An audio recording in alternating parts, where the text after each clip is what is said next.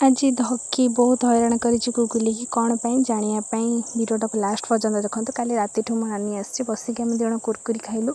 से बहुत किसी जिनस मो लगे नहीं कि आसला मोर गोटे भेसलेट आनी निज लगे शाढ़ी आनी मत ठकीदेला मो नानी। मोर किसी काम थिला तो मु बाहरी जाइली बजार। मो बेस्ट फ्रेंड भी मत कॉल करके आसला तार भी बजार किसी काम थिला। दिण मिसिकी गलु गुपचुप खाइलु। जानते तो झील मानकर केते गुपचुप फेवरेट। तो आम 3 जन जाक मिसिक खाइलु। पूजा भी आम साथी आसला। बहुत खरा होता तो से मुहर स्क्राप भिड़िकी जो बोली कौच मु कौन सुंदर देखा जाऊ।